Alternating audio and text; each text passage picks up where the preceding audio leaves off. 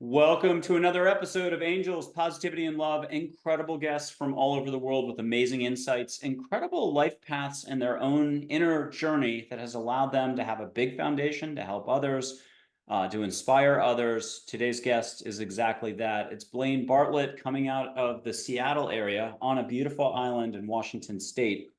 We're super lucky to have him. He's the CEO of Avatar Resources that was founded in 1987. He's co-host of Office Hours that shifted from Bloomberg TV to Apple TV in its sixth season.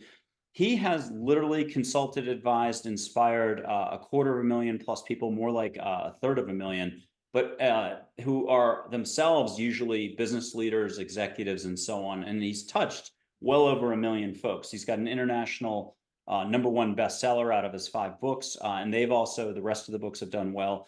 I'm just super lucky to have him on. He's a member of the, and I always mispronounce this council, but I've known about it for a long time, Transformational Leadership Council, that does pay attention to spirituality and sort of the intersection with American culture, business, and so on. It's a great group. It's stayed. It's been around for a while. Blaine, thank you very much for coming on the show. Oh, Michael, absolutely my pleasure. I'm glad to have been invited. I'm looking forward to the chat. Well, look, you've had a really beautiful, storied journey here. You have literally influenced millions. Can you share with us a pivotal moment on the journey before we get into your background and the rest? Can you share with us a pivotal moment where you either had to take things more seriously, you realized the universe was really big?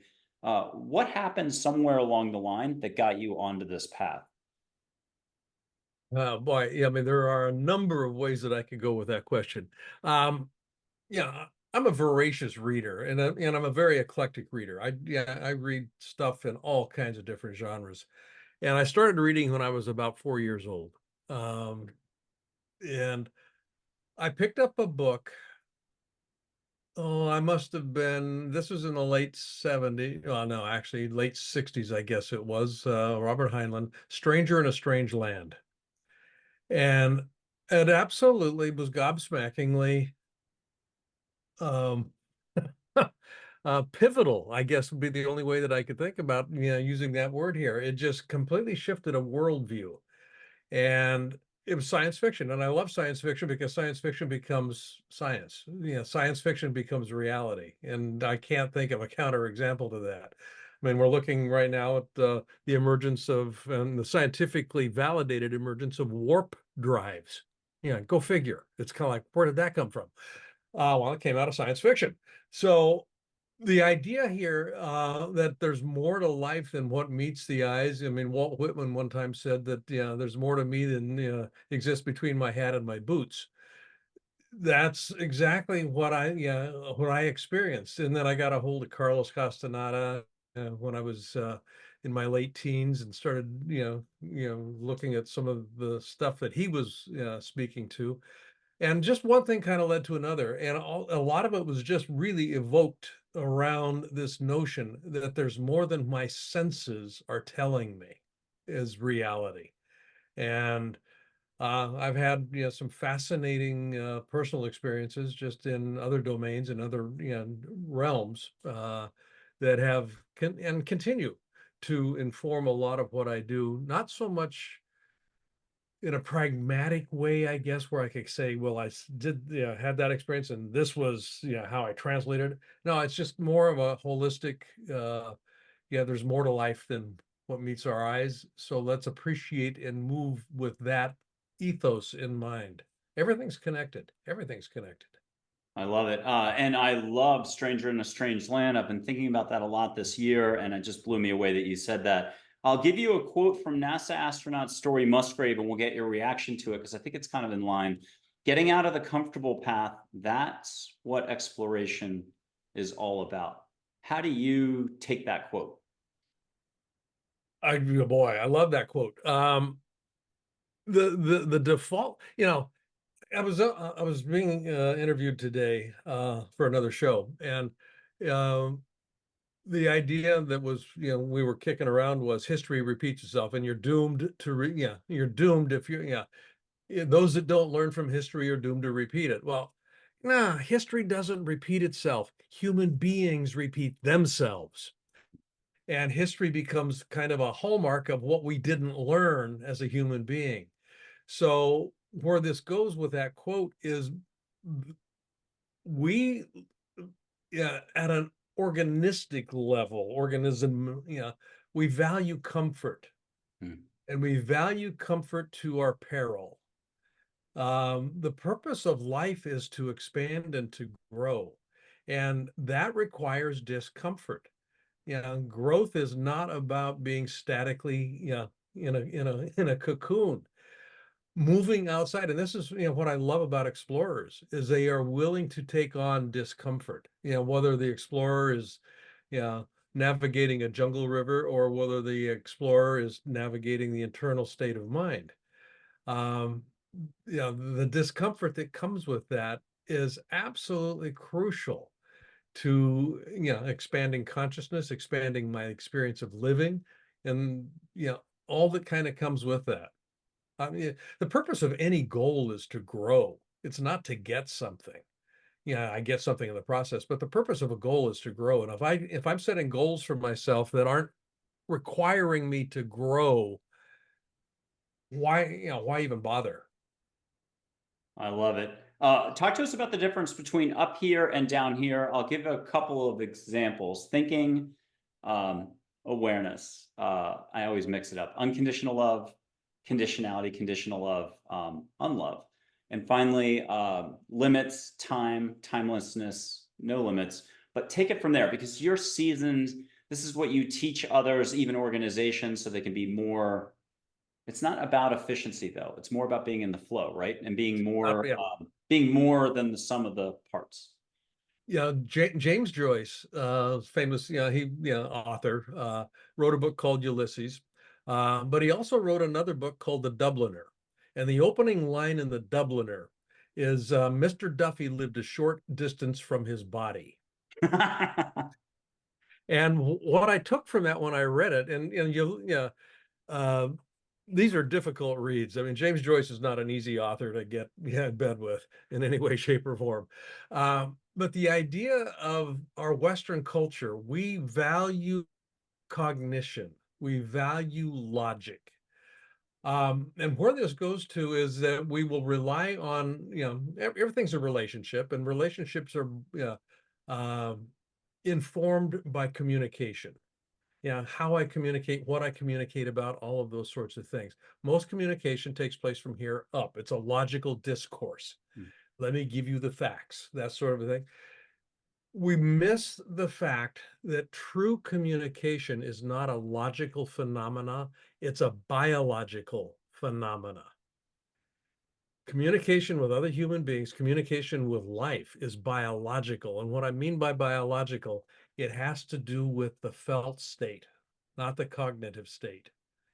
I can make sense of things with my senses, but that doesn't get me where I say I would like to go oftentimes. The vital vision of my life lives in here.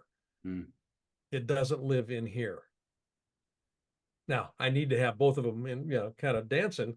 And the heart area, I mean, this is an intelligent system. This whole area is intelligent, and it communicates more. There's more pathways moving from the heart into the mind or into the brain than there is from the brain into the heart. Now, the gestalt of everything here becomes my mind. I'm a walking mind. It doesn't reside up here. I'm taking in information all the time. I'm continuously in communication. Most people are disconnected Hmm. from the vital part of their life, which is from here down. Hmm. Okay. That's why I go walk in nature all the time. I love walking in nature, just breathing it, smelling it, feeling it, touching it, hearing it. I love it. I've got another couple of quotes for you. Your unconscious mind speaks a language people can hear even when your conscious mind has not spoken yet. Is that sort of to the point, one of the points? Yeah. Yeah. I can't. Yeah. There's another quote that kind of goes along with that.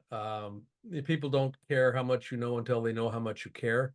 Mm. Mm. Uh, so that caring is always coming through. You walk, you meet somebody for the first time, and you get a visceral experience about who's in the room, Mm. who's here.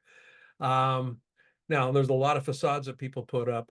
Yeah, authenticity comes down to, showing up in a way that, yeah, well, authenticity is what I'm left with when I stop trying to manage your perceptions of who I am. Mm. I just show up.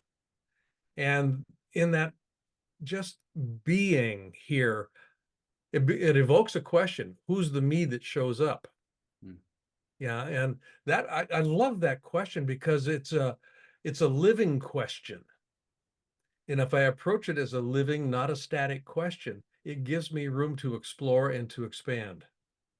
So you're getting a spontaneous question. I don't think I've ever done this question before on the show, maybe once in the last 5 taped episodes. So, what 3 words pop up right away that describe who you are, even though it's shifting and it's broader than any words? I get that. But if you were to get a little help from the universe right now, and that's maybe what's going to happen, the force, the flow, consciousness itself floods in, and you're going to have 3 words pop up. And it's okay to do a self compliment here. Mhm. You've traveled a long way. You're helping a lot of folks. What 3 words just pop up and why right now? Playful, confident,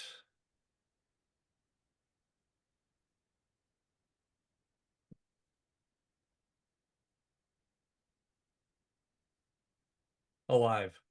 Playful, confident, and alive. Yeah. Okay. I do have another quote for you from an angel named Dale, who might have coached an Olympian who won a lot of golds, but that wasn't the point. It was to follow his or her unique life path, which we all have. And I hope that'll be the next question for us, reassuring us that we do have a unique life path. Just trust more, think a little less, and you'll find it. But in your words, this is not about knowing, but continued learning. Back to your growth and expansion is a constant. And that's all you have to do is wake up to that here in life, as you were just talking about. This is not about knowing, but continued learning. Few humans fully comprehend the difference here. Can you talk to us about that first, and then how we all probably have a unique life path?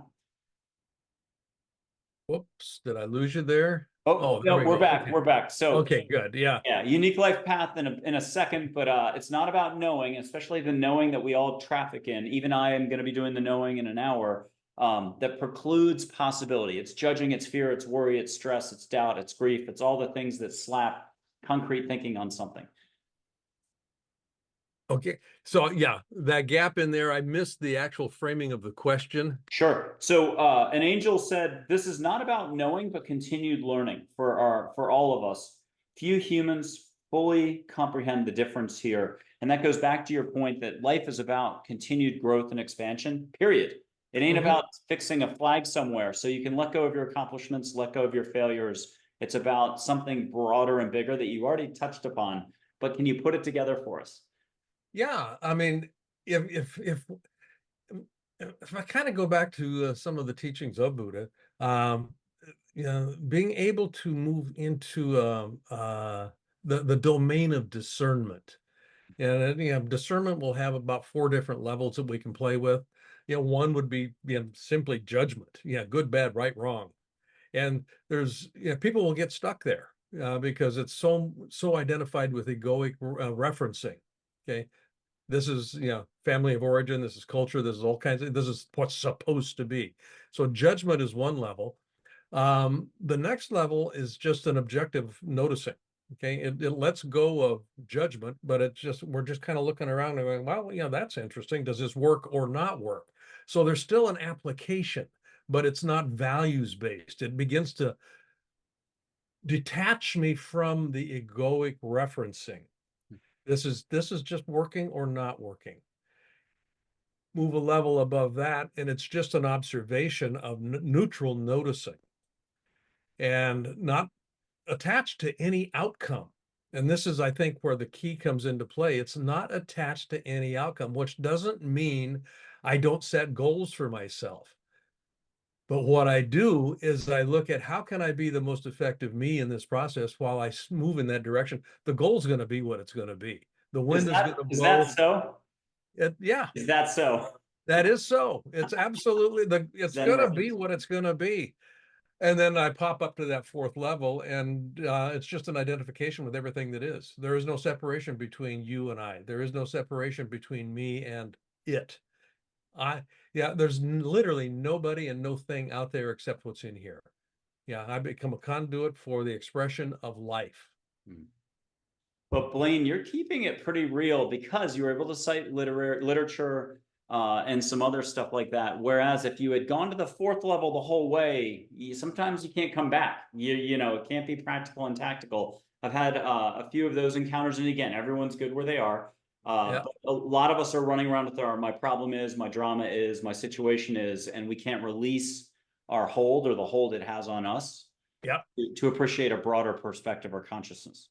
yeah, and that's, well, I mean, yeah, again, we go back to Buddhistic philosophy here. You know, the root of suffering is attachment. Yeah, I mean that's a very generic way of positioning it.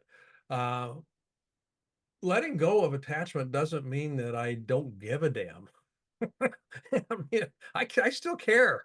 I still care about that outcome. It doesn't define who I am. And that, I think, is part of the shift. I am not my results. The I that produces the result has two components to it. You know, when I say I love you, as an example, who's the I that I'm speaking to, and who's the I that is speaking? Hmm.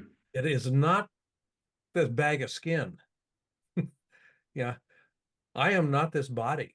Yeah, yeah. Blaine Bartlett is an idea that is being expressed in a phenomenally unique way. No, there will never be another Blaine Bartlett being expressed in this way in the history of time. Hmm. So I get to make this expression, but who's the unique piece of that is actually kind of catalyzing that is actually empowering that expression? Hmm.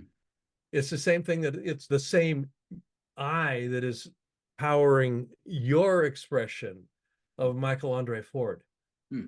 in a very unique way. So spirit is, you know, undifferentiated. Yeah, it literally is undifferentiated until it starts expressing itself.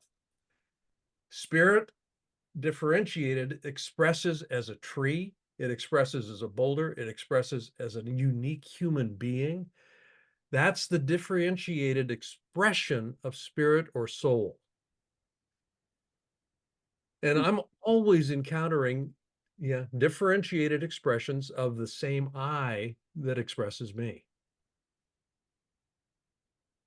In India, they like to, India is more like 40 countries. So we'll just talk about Yeah, 2 to 25 of those countries inside India. But exactly. a lot of folks there and a lot of other parts of the world, indigenous and otherwise, consciousness is in everything. So that's one item that just popped up from what you were just talking about. Focus on improvement, not on results, was another item that just popped up. And then lastly, a gentleman in Japan, a gardener that every five-star restaurant wants his vegetables from. His name is Etsuo Asano. Love this guy. If you see him ever on a documentary or something, he said, never pretend to understand. Constantly remind yourself that you don't know what's going on, and the vegetables will help you understand them. And I felt like that was very much to your point. It was cute. Yeah. And that's the artisan master in some niche. Where have you been able to apply that that isn't the obvious thing? Because you're known in a lot of circles globally. You've done a lot of speaking engagements, but where have you applied, we'll call it the Jedi skill, the flow, the consciousness, the one with all? Is it basketball, video games? Is it art? Is it your travel? Is it you're passionate for reading, but a new niche? Where in the last maybe decade have you been really enjoying exploring? My marriage. Ooh. Yeah, marriage is probably the most, what's the word I'd use here? The most challenging petri dish for growth and exploration that I've ever encountered. I love my wife. She is an amazing woman, and she's an expressed differentiation of spirit that is different than who I am as that expression of spirit. So anytime I have some perturbation, anytime I feel, wait, you know, she squeezed the toothpaste tube in the wrong place here. It's kind of like, well, okay, yeah. What is it about, how I've learned to be Blaine Bartlett that causes me the experience of angst when she, who's learned to express herself as Cynthia Kersey, does that in that way? And what happens with this, Michael, is just fascinating. It opens the possibility of some unbelievable generosity, Hmm. and both generosity as well as gratitude. It's kind of like, oh, that's a part of me I hadn't seen before. That's fascinating. What if so again, there's nobody out there but me. So if I can clean up this perturbation that I'm experiencing, not out there, but clean it up in here, where did I land on thinking that the toothpaste had to come up in a certain way, out of the tube? Yeah. Why is that so important? Well, it's really not important. Let go of the attachment on that. And all of a sudden, that angst, that pebble in the shoe has disappeared. And it's not because she did anything different. She didn't. Hmm. Yeah. It all works from in here. Love is a constant. Open your eyes to see love. How about that? Or Yeah. consciousness, whichever. Uh, Yeah. can you take us one direction or another culturally? It could be Castaneda. I used to have all his books up there, but I've just shrunk the bookshelf down. India, Far East, Joshu, in some direction that you've just really enjoyed. It keeps popping back in. We could go contemporary too. Dan Millman's Peaceful Warrior movie, Way of the Peaceful Warrior. I mean, Socrates, the garage gas station attendant, is a Mr. Miyagi figure, if I said it right. Mr. Miyagi, sorry. Mr. Miyagi, From yeah. Karate Kid. Yeah. It's an adult Karate Kid. That film, I think it's as important. It's a sports film, but you'd never know it. I'd argue it's one of the best spirituality, self-help, whatever you want to call it, self-exploration movies around. What has been something Robert Persig has since passed over. I got to talk to his assistant, but way art Zen and the art of motorcycle maintenance would be another one unto itself for its instruction, and everything is our instruction. I think that's Penetrator. Where would you like to take us culturally on this whole landscape roadmap thing? Boy. Yeah, Krishnamurti, just before he passed, actually, and he had continued to push off, this question. But he was asked, kind of for you, what has been, if there was one central tenet to your living life the way you have. He continuously kind of backed away from answering that question. And part of it was in service of a notion: if you meet the Buddha on the road, shoot the Buddha, because you're on the wrong. That's the Buddha's road. But the idea here is, and how he answered that was, I don't care. And I think that comes into play in a very strong way. People get wrapped around the axle so quickly when things start to go wrong.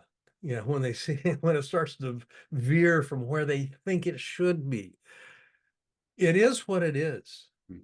It is what it is. I mean, Michael Beckwith, Reverend Michael, good friend of mine, said something years ago. It is what it is. Harvest the good, forgive all the rest. As a matter of fact, I've actually got that on my desk. Yeah. It is what it is. Harvest the good. There's actually a pony in this, in this pile of poop. And then forgive all the rest. Yeah, the rest was just a delivery mechanism. Yeah, that's all it was. I mean, I don't have to like the whole watermelon, but if I can get the juice out of it, and then I happen to like watermelon juice, then yeah, bless it, pass it on. It'll compost. So cultivate your awareness, grow your awareness, not your thinking. Love is love, details are details, and it's up to you. It's up to everybody on their own to do their own figuring. That's the whole point of life. You can't tell I've found you can't tell anybody anything. And by the way, I will add, I've loved that expression about if you meet Buddha on the road and so on, but actually help people see Buddha no matter how far stretched it is. It's a direct experience. So I'm hoping nobody pulls out a metaphysical gun and shoots or something like that. Yeah, no, that's not what I meant by that at no, all. no, I know. And lastly, can you share a couple of authors? I mean, there's been a lot, and each one is perfect as they are because they're all contributing to this concept of spirituality, or whatever we call it: openness, more consciousness, awareness for man's on the horizon for sure. But is it Eckhart Tolle? Is it Persig? Is it Karl Hammerschlag? who's since passed away as well. Who have you really enjoyed, but over the decades, you still love to go back to the material when you need a Yeah. reminder? Yeah, Heinlein. I mean, I'm always going to drop back into science fiction. Heinlein for sure, but yeah, more. Yeah, for a deeper read and for a more, I wouldn't say esoteric, but for a really deep dive into a lot of the stuff that I work with and think about and actually, aspire to live. Marcus Aurelius's Meditations. Um, yeah, just a fascinating diary, and it was written as a diary. Yeah, he never intended it to be published. Mm. And Marcus Aurelius, Roman emperor, kind of, the paragon of Stoic philosophy. So Meditations is one. Um, Neville Goddard, uh, just some fascinating contemporaneous philosophy. Um, and one that a lot of your listeners may not have heard of, but Bob Proctor, introduced me to this fellow years ago, and said, if you read nothing, read this one. And it was Thomas Troward. Hmm. Thomas Troward's Edinburgh Lectures. Troward was a Scottish jurist, lived in the late 1800s. It is a fascinating deep dive into the way that reality is structured. And then you've got the enlightened philosophers, Emerson and Thoreau and whatnot. But if I study, not if I study every day. It's either going to be Neville or it's going to be Troward. Those are the two that I will almost always go back to. Hmm. I love Christmas Carol, the 79 pages at the beginning. We all agree and remember Scrooge is a complete jerk, dental floss for his connection to the force. But by the end of the book, we forget he does great business. He's joy. His field is all the way across the street. These total strangers are coming up to him, and he can handle it somehow, juggling 10 balls at once, and he's probably giving to charities all day long. But that's all of us any given day. Spin the wheel or the twister wheel, and the person we are completely convinced is a jerk could, and in their reality, they're actually maybe functioning lots in an open, compassionate way. We just don't see it or experience it. So Yeah, I'll kind of play around with some of my clients sometimes where they've got a difficult person that they're living with or working with. And the comment that I will always bring up on the table is there's somebody in that difficult person's life that thinks that they are a jewel. Crazy as that may seem, how mm. are they how are they viewing that person in a way that you aren't? Because it's all about perspective. How am I viewing that person? And can you take us through one extrapolation here? That person that we all agree is a jerk, who still is viewed as a jewel and maybe functioning pretty well during their week. What happens if they really were a jerk? They're fired by their company. They've got a long learning curve on how to treat people, but there's still a compassionate way that goes right back to what you said, that there's a broader perspective that they were brought into your life. Remember the whole law of attraction, or just a reminder for something for you if you're reacting, even if they were calling you names in a business meeting. Yeah. Can you just touch on that last concept where it's an extreme example? They absolutely got fired for cause. They got caught calling people curse words, and they're now gone from the company. But that doesn't matter. The details are the details. There's still a compassionate way to go. If it was Thich Nhat Hanh here, he'd have his answer. But we've got Blaine, and I swear you practice compassion. So what is that reminder about? No matter how difficult it is. This is where generosity and compassion do come into play here. Uh, I was working with a client years ago. She was new in her position, and one of the fellows, and it was a fella on the executive team of which she was a part, was an absolute jerk. And in 30 years of history with this company, everybody described him as just this, really difficult person to work with. And she was having a real difficult time with him. And she was new in her position. And she said, I just wish he would change. I wish he would leave. I just wish he would change. So I asked her if she would be willing to play a game with me here, just an experiment. Said, and I set it up, on a time frame. I said, we're going to take 9 months to play this. So I want you to just know that we're going to play with this for 9 months without an expectation of any specific outcome. But I want you to just kind of do the dance and see what happens. Are you willing? And she said, okay, I guess. So I said, what I would like you to do is just imagine in your mind, you don't have to say anything, you don't have to behave any differently, but in your mind, I'd like you to begin to see this person being the way you would like him to be. Hmm. Now, you're going to run into objective reality that says he's not, he's still a jerk and all that stuff. I want you to just ignore that. You're gonna, you're still gonna have the, the angst. You're still gonna, bump up against all that stuff. Just recognize that. So when you wake up in the morning, just play a little scenario in your head. When you go to bed at night, just play a little scenario. He's the kind of guy that you would like to be actually working with. He's pretty, a month and she's going, this is stupid. This is stupid. He is a jerk. Do you know what he did last week in this meeting? And of course I did because I was working in the system. And he was a jerk. This went on 3 months in. Are you still doing the work? Yeah, I'm still imagining this. I don't know why, but I agreed to do it. About 5 months in, she's going, and during a check-in, she says, he did something today that I never expected he would do. And it was very generative. I mean, it was kind of like, wow, I really appreciated that. I'm going, okay, that's interesting. Just notice it. I don't want you to do anything with it, but just kind of mark it out, just like you did here. Fast forward the end of the 9 months, she's going, I don't know who's been working with, say, I don't know what's happened, but he has changed. Now, nothing on that side had been tampered with. The only thing that was working was her consciousness, which was translating into an energetic field that this fellow was encountering when he came into contact with her.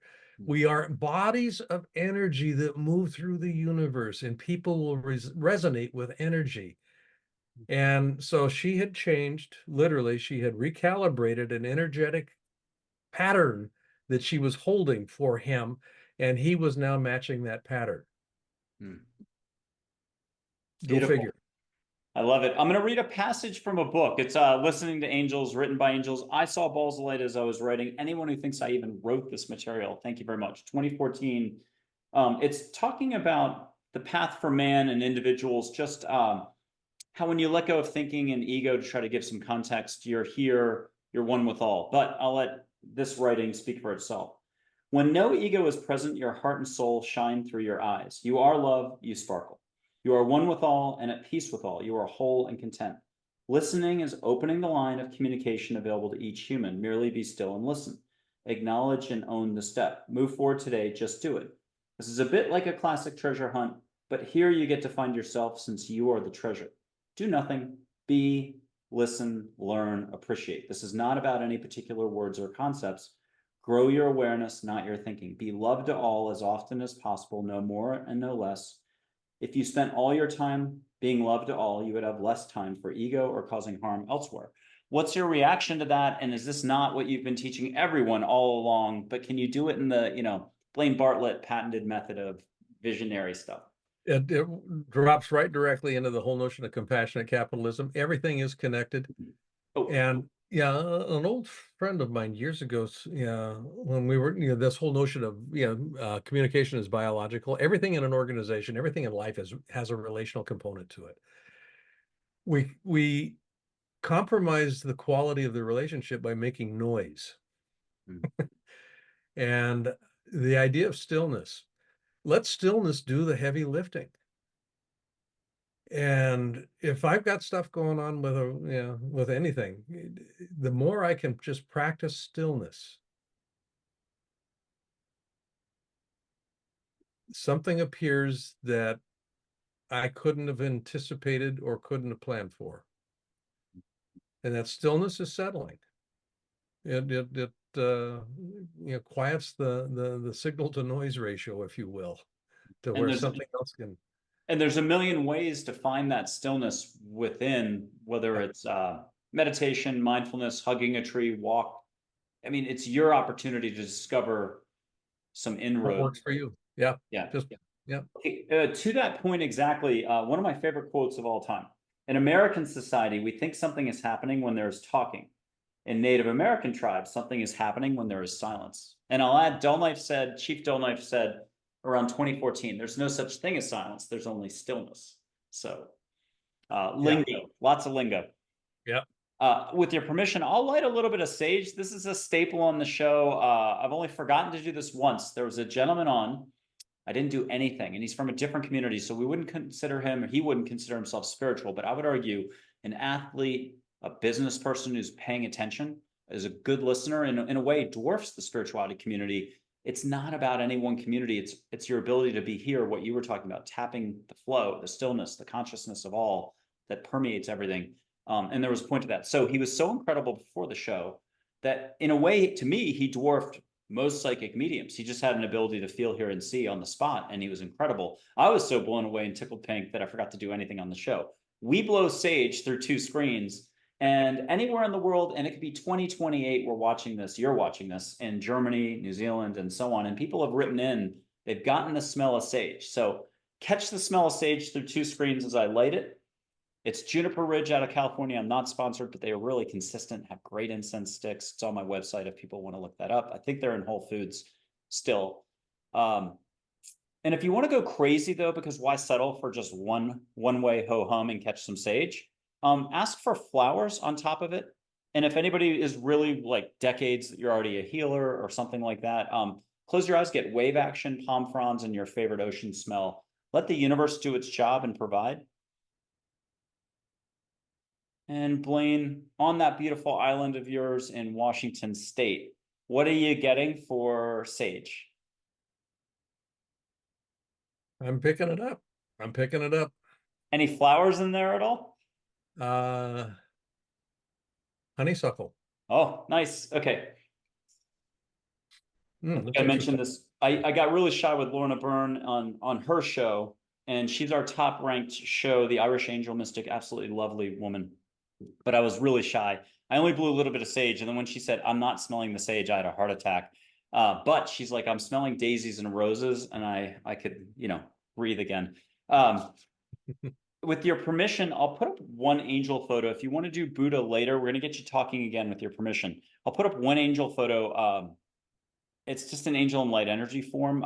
People can put their hand out and feel what they feel. Catch flowers in the air, but silently you can ask a question of something about all the different chapters of your journey. She's got a reminder of something that you can go right into as a topic. And anybody at home who needs extra help, breathe through your mouth a little. It's not an official rule, but just relax and breathe. Pretend you're in a yoga class and I'm a really mean instructor yelling, breathe. The more you relax and flow, the more it is that you could feel her vibe through 2 screens, smell something, or hear a little whisper of advice. Blaine, did you already get that topic? Having a little difficulty with that one, Michael. Okay. Some part of your life, some chapter, some experience, the time you went on that trip or something, have her give you a little reminder. Slow down. Okay. Now, could you give us something from, you've had so many experiences, there's got to be something you can share, maybe a group of people you were speaking to where you just, the vibration rose up in the crowd, also on stage, Can you share one of those moments? Well, actually, it was kind of an epiphany. And this goes back years ago. I went through the forest, and I live on 11 acres up here. We're on the water, and we got a lot of forested land. I was walking through the forest, and I grew up on a farm. So nature's always been kind of a walking companion for me. But I was just noticing, just kind of looking around, and it struck me, and this is before I wrote Compassionate Capitalism. It struck me that there is nothing in nature that is actually serving as a center of accumulation. Mm. Everything in nature is in some way, shape, or form a center for distribution. Mm. And that notion of, and where the epiphany had to do with abundance. When accumulation is in play, the mindset and the consciousness is one of scarcity. The universe is not scarce. Love is not scarce. It's everywhere. You can't outgive the universe. That's impossible. So the notion, and this actually informed a good chunk of Compassionate Capitalism when I wrote it, was, how do you serve as a center of distribution in life? What is it that you have to give? And can you give it generously? And generosity has a ripple effect. Mm. And and and it generates in part gratitude. So there's a whole epistemology that kind of comes into play when I'm serving as a center of distribution. How do I leave? And this is something from Troward. How do I leave people with the experience of uplift? Mm. Yeah, as a consequence of having been in my presence. How do people feel about themselves when they're in my presence? I want them to feel like God. Beautiful. Okay, and I'll mention positivity is abundance. Focus on that or allow for that, and everything else will come in, or the rest fills in, whatever the rest of that expression would be. All right, you're going to get 3 random quotes. It could be Eckhart Tolle, whoever, the Dalai Lama, something. But whatever you get inspired with as a comeback, let's do it. We cannot live only for ourselves. 1,000 fibers connect us with our fellow men. Herman Melville. I'm randomly picking from a long list of quotes. A man should look for what is and not for what he thinks should be. Einstein. I think we're on a little theme here. And finally, our task must be to free ourselves by widening our circle of compassion to embrace all living creatures and the whole of nature and its beauty. Einstein again. Wow. Reaction. I'm going to go with the Melville quote on this one. Yeah, Moby Dick. Moby Dick is probably one of the most fascinating existential novels ever written. It really, I mean, most people don't think of Melville as in the school of enlightenment, but he truly was. Everything is connected. Yeah, Max Planck, the father of quantum physics. Yeah, it was quoted as saying we can literally get behind everything from a reductionist perspective. We can get behind everything. We cannot, we seemingly cannot get behind consciousness, which informs everything. Consciousness is the first cause, and consciousness is the connecting filament of everything in life. Okay, you had mentioned at the very beginning the concept of warp drive. That's really popping up with the whole MH370 thing. Maybe we'll get into that, maybe not. There's a lot going on in our culture globally that is going to provoke awareness. We'll leave it at that. I did want to mention even the concept of consciousness. There's institutes dedicated to this. There's a children's toy that encourages a child to connect to the toy with consciousness, no physical buttons, and it operates that way. Same thing with the raccoon navigating something to maybe get the food or get a gate open to get to the food. If it does its, I'll call it a biofield a certain way, the machinery, the gate opens and the raccoon seems to get it. It goes beyond science, it's evidence-based and so on. But there's a group of people who have yet to experience the universe directly here. So I have a quintessential, the conundrum, what's it called? Catch-22. If people haven't directly had that experience of opening openness, the Zen Buddhist thing, the gateless gate, or just maybe meeting an angel, light being, Pleiadian, anything.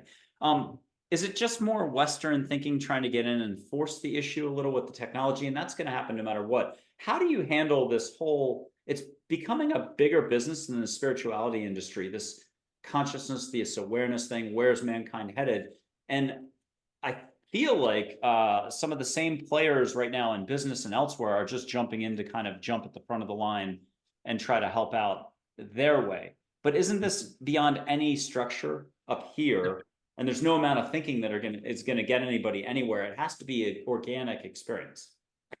Yeah, I'm going to just land on that one. It's I can artificially create something about, I can go to Disneyland and have a holographic experience of somebody just kind of standing in front of me, or I can put on a VR headset. It's not the same. It's not the same. A little bit of Stephen, is it Pressfield, do the work? Do the work. You got to do the work. Yeah. Okay. Yeah. Last question for the interview here. Can you again talk to us though, how your appreciation for how the universe, how life, how your day-to-day or week-to-week or career experiences work, how it's evolved, and then leave us with a reminder how we all have incredible skills within and how to like do a little less to experience more, like maybe more love, allow more, love more. You've constantly been growing. Can you share some of that growth, some of that evolution with us? Wow. Yeah, not a small question. Sorry. Yeah. When my wife died, 12 years ago, it, uh, kind of shook me. I mean, not kind of, it fundamentally shook me. We'd been married almost 20 years and, you know, she'd been ill for 5, but I had to completely re-examine how I was putting this thing that I called my life together. And, we started off talking about, growth being uncomfortable, just kind of being willing to be uncomfortable. That's what I embraced. Uh, the grieving that is associated with the loss of something as profound as a marriage or a partner. Um, Rather than going, God, I wish this would go away. I can't. It was like, no, let's just step into this. Let's, and I said, let's, it was kind of me step into this. Let's embrace it. It is what it is. Let's harvest the good out of this. It sucks. It sucks really big. But and I got to a point where and people had been admonishing me that at some point in time you're going to be moving on. I didn't want to move on. There was too much good to move on from, but I could move forward. Mm. And there was a semantic distinction between moving on and moving forward. Moving on meant I was leaving things behind. Moving forward allowed me to keep what was important to me. It is what it is. Harvest the good. Mm. Forgive all the rest. So that changed the tone and tenor of the way that I do my business, the way that I was interacting with the kids. It allowed me to be open to meeting a new partner Mm. in a very healthy way. It wasn't about replacing anything. It was like, here's a new chapter. Let's embrace it as a new chapter in this expansion called my life. And just to extend that out for an extra 30 seconds, when you think you've arrived somewhere or you've achieved a result, can you remind us about just staying open, that this is really, again, the game of opening openness, to always just keep allowing the universe to bring you, and if you don't mind Yeah. finishing that out. Yeah. Again, I keep coming back to everything is a relationship. Yeah. How I define who I am as a function of the relationships that I have and the quality of those relationships. What people get attached to is the form of relationship. Relationships, healthy relationships have malleable forms. This form serves for this period of my life. And this person's in that stage of my life for a reason. Okay. Now, if they're going to continue being in my life, I have to be willing to have the form change. And you'll see this with marriages where part of the form is organized around raising the kids. Well, the kids, all of a sudden are off to university and we call it empty nest. Well, the form has now changed. So I need to now recalibrate with my spouse. And then when one of us retires, now the form has changed again. And if we're willing to allow for the form to change, things are actually kind of magical. That's beautiful. Very final act. You can say yes or no to this, but I'm in San Antonio, Texas. You're in Washington State. Only my highest self, my highest intent, consciousness, whatever, will blame the universe and have the angels come in and everybody. I'd like to put my hand up, and if you don't mind putting your hand up in Washington, but only your highest self, none of your anything that you've got to worry about this afternoon.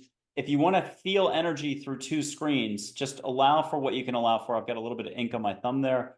But Blaine, do you want to feel energy through 2 screens? Just feel There what we you go. feel. It'll be a warmth, sparkle, something, and just let us know what you're catching. I'm definitely feeling your vibe. Fingertips. And it's vibrating there. Yep. This is good. Okay.